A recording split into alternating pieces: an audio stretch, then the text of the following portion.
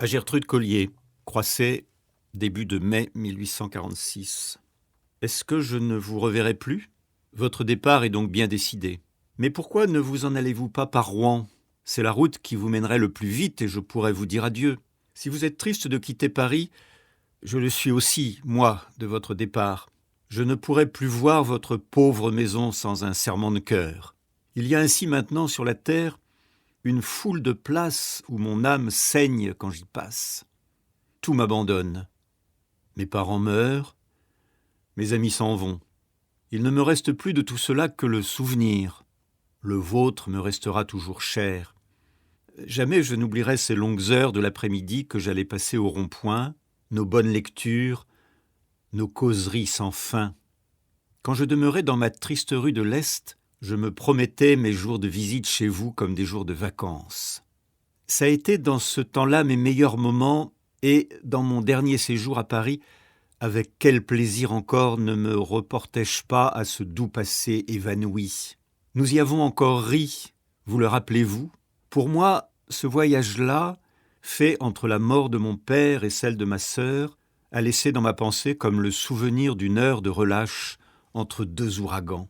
Et puis, comment ne me souviendrais-je pas de vous tous avec tendresse? Vous êtes mêlés à tant de choses de ma vie intime. Je vous ai connu à Trouville, dans le temps que nous y étions tous. J'ai gardé pour moi le châle bariolé de rouge et de bleu que portait Henriette et qu'elle avait donné à Caroline. Qui sait quand je vous reverrai? Et si je vous reverrai seulement? Je doute de tout et du bonheur plus que jamais. J'ai des défiances ombrageuses de l'avenir.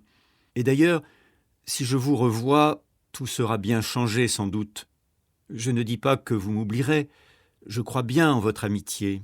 Mais je me méfie du temps, voyez-vous, du temps qui pourrit tout, comme la pluie qui ronge les marbres les plus durs et les sentiments les plus solides.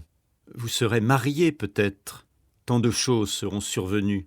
Que le ciel vous rende heureuse, Gertrude, c'est mon vœu le plus profond. Si je ne pensais pas que vous m'estimez trop pour me demander ici des mots convenus, je vous enverrais une foule de banalités dont je vous fais grâce, mais vous savez ce que je vous suis. Peut-être l'année prochaine irai-je avec ma mère en Angleterre et en Écosse. Alors, j'irai vous voir. Ce sera une grande joie. Comme nous causerons. Mais où serez-vous? Où demeurerez-vous? Qu'allez-vous faire? Vous me donnerez bien un peu de vos nouvelles, n'est-ce pas? Tout ne sera pas laissé sur le rivage. Tout ne s'enfuira pas avec la silhouette des arbres de la grande route.